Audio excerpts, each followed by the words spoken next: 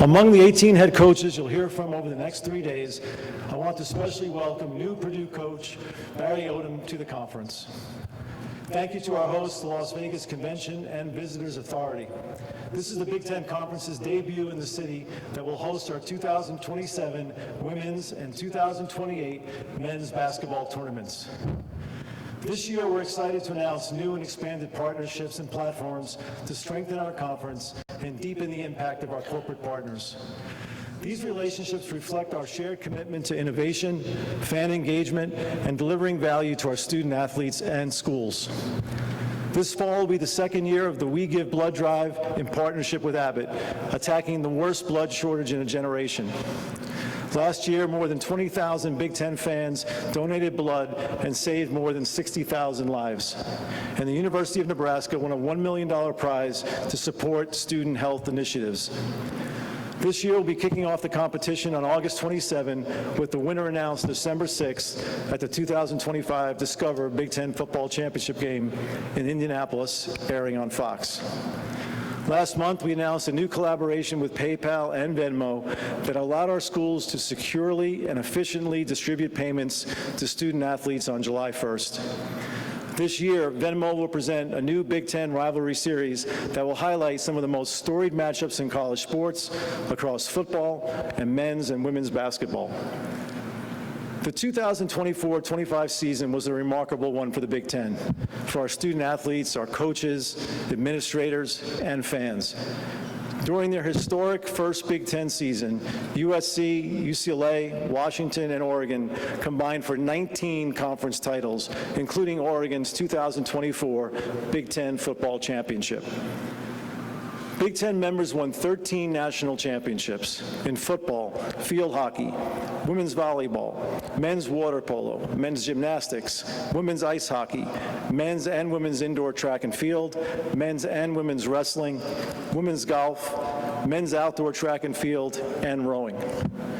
Additionally, we had 9 national runners-up, including in men's and women's lacrosse and women's gymnastics, and national semifinalists in men's soccer, women's basketball, and men's ice hockey. We also reached the Baseball and Softball World Series in the same season for the first time since 2019. It was an equally impactful year off the field for our members with the approval of the House settlement and the implementation of a new model for collegiate athletics. We continue to work with our colleagues in the A4 and throughout college athletics to ensure that the new model provides the intended benefits for student athletes while providing a sustainable, transparent, and fair system of competition. Our administrators and coaches have made it very clear. We are committed to the new model. Now let's focus on football. The Big Ten played in 8 of the 11 college football playoff games last season, and we had both teams in the Rose Bowl quarterfinal game. On the way to their 9th national championship, Ohio State defeated the 9th, 7th, 5th, and top-seeded teams in the 12-team bracket, giving the Big Ten back-to-back titles. Last year, the 4 most viewed college football games of the season featured Big Ten teams, as did 7 of the top 10 and 12 of the top 20. Each of our 3 broadcast television partners, CBS, Fox, and NBC, had at least one Big Ten matchup with more than 9.5 million viewers. 21 of our games had more than 5 million viewers, and 40 had at least 3 million viewers. As for the 25 season, this week you will hear from our coaches and an outstanding group of players. It's clear Big Ten football has never been deeper or stronger. I know there's been a great deal of talk about the future CFP format, and I'm sure you'll have questions for me. First, I'd like to talk about the process. In the spring of 2024, the member conferences came together to negotiate a media deal with ESPN. Prior to concluding that deal, an agreement was reached that set forth revenue sharing from the college football playoff to the conferences and Notre Dame. At the time, there was a lot of discussion about future formats and the number of teams in the playoff. A specific decision on format was not reached. Instead, it was agreed that the Big Ten and SEC would control changes to the CFP format and the selection committee process after considering feedback from the membership. Like the revenue share parameters, the Big Ten and SEC's format control is set forth clearly in the agreement that all members signed.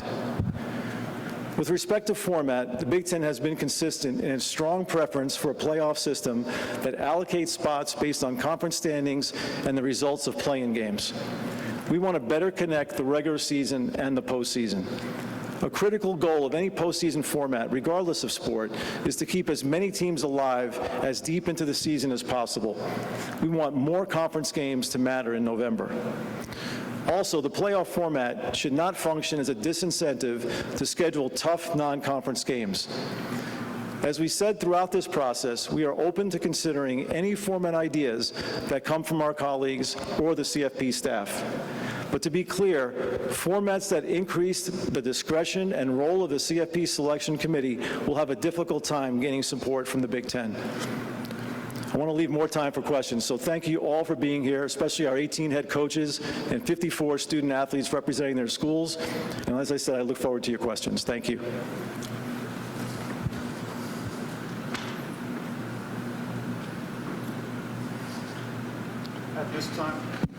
At this time, we'll open the floor for questions for Commissioner Petitti.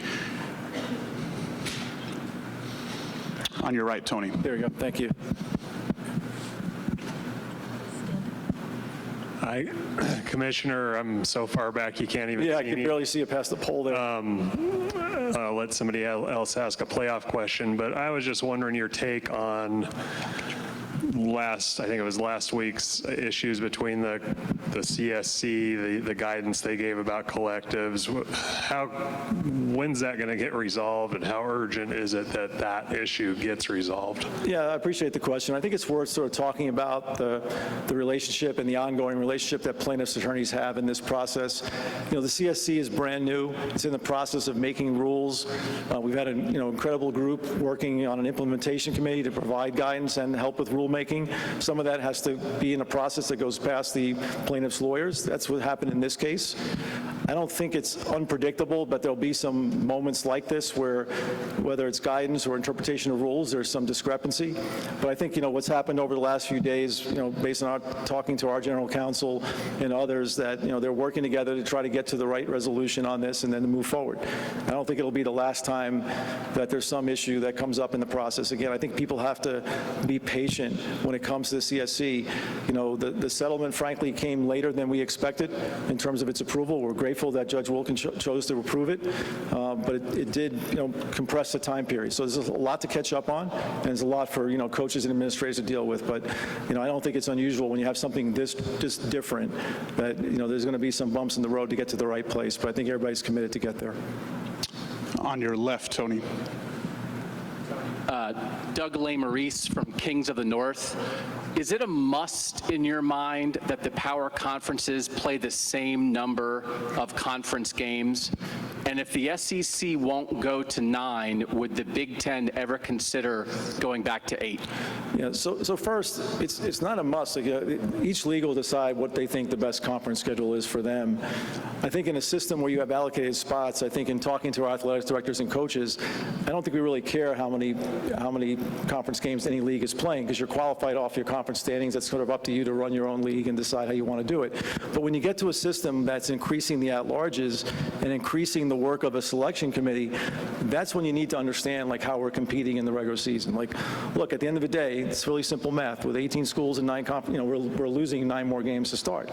And so at the end of the day, I think it's really relevant. So will we consider, more at-larges? Right now, I think the first thing is to really understand what everybody's doing in their conference schedule. But there's a second really critical part, which I mentioned in my remarks, which is what are we doing to get the selection process right? So I think those two things go hand in hand. First is how many conference games are we playing? And then secondly, what's the selection process going to be? People have talked about improving the committee's work. I believe the committee does a great job with what they have, and I've yet to hear any member tell me that more data will make the job easier. They have a lot of things in front of them. We went through a mock selection, we saw it. And so I just think those two things have to go hand in hand. First is the conference games, but again, if you go back to an allocated system, then I don't think we really care about how many conference games anybody plays.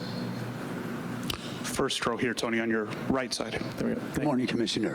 AP Stidham, AP as we see it. Commissioner, have you given any guidance to your membership about the allocation of the revenue share with regards to Title IX? Most people, when you read the stories, they discuss more to the football and the men's basketball, but have you had those discussions with your membership and any guidance along those lines? Yeah, there's been a lot of discussion. As you can imagine, the system was new. We've been working to sort of implement it for more than for basically more than a year at this point, since we made the agreement in principle to approve the settlement back, I guess it was last May of 24. I think consistently throughout everywhere, people are taking a market-based approach to how they allocate rev share. One thing about the way this system is built, there's no obligation to get to any number. What sports you choose to support, how you allocate the money among your student athletes, that's really a decision that's made institutionally. So in the Big Ten, what we focused on is letting our members make the decisions they think are right for their programs and right for their student athletes, and then continue to provide the benefits that we've been doing and the support for all of the teams. So really, it's an individual school decision about that. But I would tell you consistently, you're seeing more of a revenue market-based approach in terms of how the revenue share is allocated among members. On your far right. Stuart Mandel from The Athletic. Tony, when talking about CFP format, obviously you have a lot of constituents, coaches, ADs, and so on. The public, the fans, have indicated overwhelmingly they do not want a system where certain conferences get more bids than others. At what point, how much emphasis, if at all, do what the public want come into decisions like this? Well, first, I'll take issue with the way you're phrasing that. I don't really know. I'm not aware of massive studies with real research that have demonstrated that. It's not a scientific poll, but a poll I put on Twitter this morning, it was 76% for 5+11, 24% for the plan you guys want. Look, I think, we feel pretty strongly that fans will really gravitate to a play-in weekend. That, providing games that are do or die on the field will drive fan interest. Whether there's enough information that fans have in any one poll about what a new system will be, I'm not aware of how it was phrased or not. I just believe, and I'm talking to our league, the weekend that we're talking about, where you'd have championship games and across all conferences meaningful play-in games, I don't see how that's a bad thing for college football, and I think fans will gravitate to it. In the middle, Tony. Good morning, Commissioner. Okay. Good morning, Commissioner. Bob Akayuri with Reddit's College Football. You've talked about your concerns over subjectivity in an expanded playoff format like a 5+11. Do you feel there was issues with subjectivity in the committee this past season that leads you to that conclusion? I think it's been a really hard thing to do for a long time. I mean, you going back to the BCS and deciding who the two teams are, and then going back through the 14 playoff. It hasn't been easy, and I think I'm not going to comment on the last couple of seasons, but I think there are a lot of places who think it's also teams not getting consideration. I just think there's a lot of that. So the idea that I'm not going to point to any one school, whether it's in our league or outside our league, you can go back and look at the reaction when the rankings come out and who's invited and see all that yourself. But at the end of the day, I think there's been, a lot of concern about how those decisions are made. I focus on that piece. How are we differentiating from teams that don't have head-to-head play, teams that don't play common schedules across leagues that do different things? And I think that's a really hard, tall order. And the point I will make is that every time you think about expansion, I think there's some sort of counter idea that it gets easier to make these decisions. It actually gets harder. More teams look alike. More teams are going to have 9-3 records. More teams are going to struggle in a conference road game. More teams might stumble in a conference home game. And some teams play tougher non-conference schedules. At least, and there's also just the evolution of how you go through the season and how you move across. So I just think that those decisions are really difficult to make. And I know this has been the system that we've used for a really long time, but I have a hard time believing expanding it that will make these decisions easier. Thank you. On your far left. Adam King, 10 TV. There's a report out that you wrote a letter to the NCAA about the Michigan sign stealing scandal. Curious whether the letter happened or not. Do you believe that that should be put to bed, that the punishment that you issued is strong enough and that the investigation should be closed? Yeah, well, the first part, I'm going to confirm that we did submit a letter. It's not uncommon in proceedings for a conference office to weigh in on. I'm not going to address what the contents of the letter we sent are, and because because it's an ongoing process, I don't think it's appropriate for me to comment about whether it's enough or not while there are individuals deliberating. I don't think that's the right thing to do in the process. Look, I will say, having gone through this, one thing to point out is I think when you think about the CSC and the discipline and what we're trying to build with the new entity, having an enforcement mechanism that just is faster is a priority, one that reacts more quickly. This is a system we have now. It's been in place for a long time. It functions the way it was built, but I do think there's this consensus among our colleagues that whatever we're building for the enforcement piece that's going to live inside the CSC, that it's got to be there. It's just difficult to be still talking about this, almost on 2 seasons after. So I think everybody agrees that that part of the process should change. Thank you. Just a reminder to please state your name and affiliation clearly into the microphone. Tony, standing in the back on your right. Oh, yeah, there you go. In the back, Commissioner. Todd Sadowski, Fox 43 Sports and Nittany Game Week. I wanted to ask you about our location here for the next couple of days in Las Vegas. There's no Big Ten programs here. What went into the reasoning to have them host the Big Ten Media Days? They obviously have the College National Championship coming up. What do you see as the future of this city and the involvement potentially in the Big Ten Conference? Yeah, I mean, to be really candid, this was a logistics thing. There were some things going on in Indianapolis. We've tried to and have brought our media days to Indy, and it's worked really well for us. There just wasn't possible this year, and then we had to make some decisions about where to go. We're bringing our men's and women's basketball tournaments here in the next couple of years, so it made sense. And the city's been great in terms of providing us the resources we need to do this. I think obviously we are a conference that goes coast to coast, so having some presence closer to our West Coast members is not a bad thing. So it was really just started with logistics, to be really candid. First row right in front of you. Yeah, Commissioner, Steve Hellwagen, Bucknuts and 24/7 Sports in Columbus. Question I have is about the play-in situation that you want to institute for the playoff. Last year it was pretty cut and dried that you had 4 top 10 teams that should be in the playoff. I guess the trade-off is those teams worked so hard to establish themselves after 12 or 13 games as top 10 teams. Why should they have to play Illinois or Iowa, just as examples, who had more league losses? I don't sense a clamor for a 4-loss team in a playoff, and doesn't that create a situation for the playoff, which we saw blowouts in the playoff last year, for more blowouts in the playoff, which drive down the ratings and make it less lucrative, perhaps, to put a team that doesn't deserve to be in the playoff? Yeah, there's a lot there, so let me try to do it in order. So the first piece about the value of the playing game. First, I have to commend our coaches because they obviously talk about the same thing you just raised. Like, hey, if I'm in position, I could get hurt by losing a game. I think where our coaches came down and our ADs was that, at the end of the day, there are 18 members in the Big Ten. You have 17 available opponents. You play 9 of them. Right? So there's a lot of discrepancy, let alone making comparisons, across the leagues. There's a lot of issues about how you compare teams inside the Big Ten. Your schedule, just by the way it plays out, might be easier than people thought when it was made up. We obviously try to competitively balance our schedules. So there's an issue there, like even within our own league, giving teams a chance. Where we came down is that we were willing to take that risk.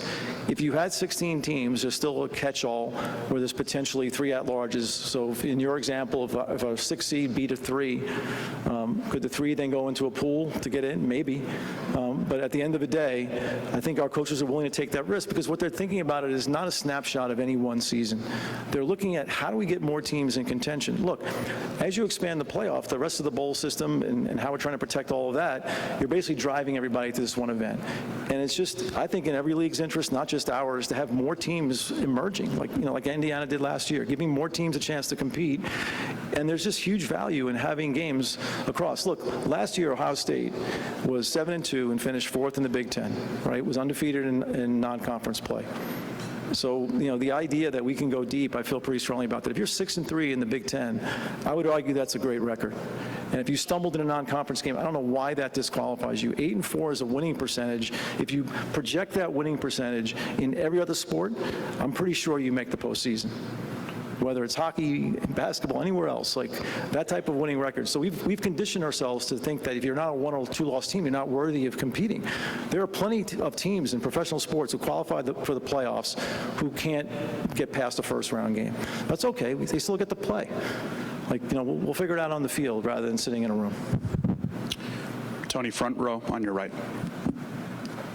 Kenneth Berry, Touchdowns and Tangents. Good morning, Commissioner. Morning.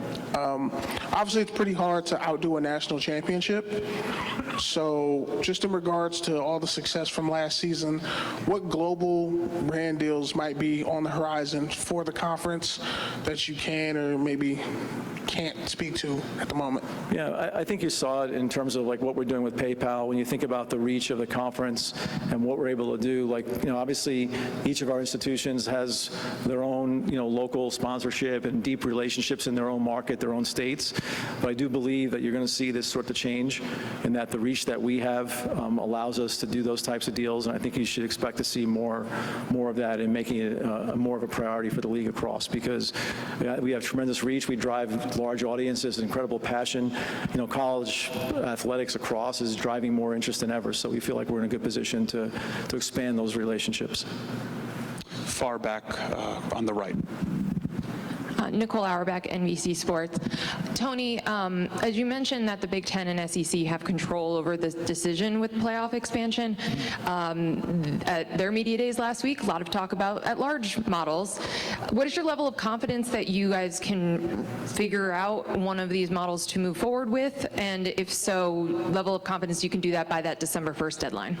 Yeah, I'm not going to put any deadline on it. Look, we've I think, pretty publicly brought our ADs together in both leagues twice, once in New Orleans, once in Nashville over the last 6 to 9 months, maybe a little longer than that, but twice during that period. And it's been productive, not just talking about CFP, but lots of other issues that are around college athletics. And so I do think, we're obviously not in the same place on these discussions. I think there's lots of ideas. I think the goal would be to bring people back together, have a conversation what we think works, and then kind of go from there. But I will say, every time we've come together with the two leagues, we still have our presidents and an advisory group meeting. Like, good things have happened, not just for the two conferences, I think for college athletics in some places, especially around the settlement. On your left side here. Spencer McLaughlin, Locked On Podcast Network. Commissioner, non-conference schedules vary pretty widely across the country. You've got Clemson, for instance, that plays LSU in South Carolina. Indiana plays a very weak non-conference slate. Ohio State plays Texas, and it varies across the country. When you have a committee involved for picking the playoff, would you ever support a model where schools are not in control of their own non-conference slates? And that's a really hard thing to change. I mean, it just hasn't come up in terms of that control. I think over the years, leagues have tried to put parameters about, playing 1A4 or what you can do with FCS. Like, I think those things have been in place across. I don't think that's the solve. I kind of focus more on what's the incentive to get schools to schedule stronger games. And those are some of the things we've talked about with the SEC in the season. I think fans want more of those games. I think there's been some writing like, well, those games won't mean anything if you're qualifying off your conference. I disagree with that. At the end of the day, you're still playing for seeding and straight seeding. So if you had a system where you're qualifying off your conference record, winning or losing a tough non-conference game could affect seeding. Plus, in the models we're talking about, there's still some at-large picks left. So I think we got to focus on the right incentive. You're starting to see games being dropped.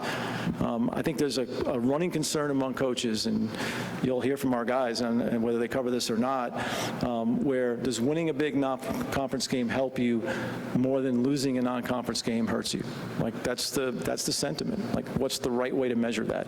And also, a lot of these games tend to be played early in the season, and you don't quite know who your team is at that point. Like, look at teams move up and down across the season. Teams get healthy. Some teams are unlucky. It just really depends. So I focus more on let's create an incentive to schedule more of them naturally, and because I don't think we need rules to do it. Tony, on your right side.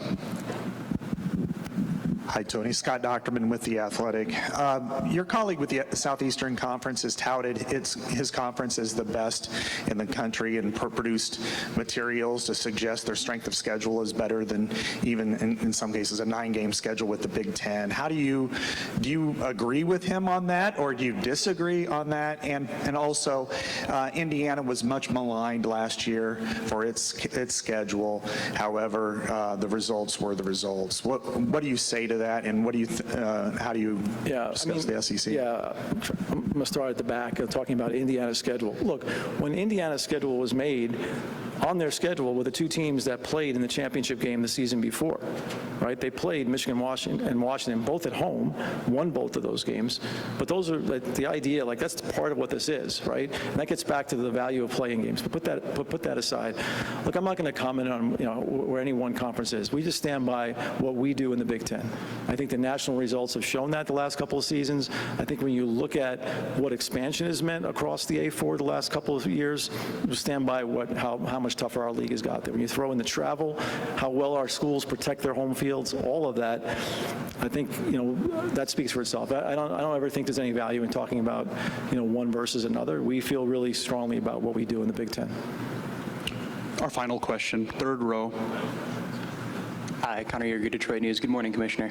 I wanted to ask about the Venmo and PayPal deal you mentioned earlier. What went into the decision for the Big Ten to handle the revenue sharing with athletes itself versus maybe the member institutions handling it? Yeah, it really came from we had a group AD meeting where we were talking about just going around asking each other, like, how are you planning on making these payments? Is there a way to do it? And at the time, the ADs made it pretty clear, like, hey, is there a way we can do this collectively? It just really came from that. So Becky Panny in our office ran a sort of an RFP process, and then it became clear that, in terms of, what PayPal could offer and the technology and the hyper wallet and how used to young people are with that platform, that it made sense. But we ran a pretty exhaustive process, and then I think there was still a little bit of back and forth among all 18 about whether they believed that Central was the best, but we ended up with everybody in, and so far it's gone really smoothly so far. I think, every institution is different. Their ability to send money to student athletes is really tricky, so having a central system, made a lot of sense for us. Big Ten Commissioner Tony Petitti. Thank you, everybody. Appreciate it.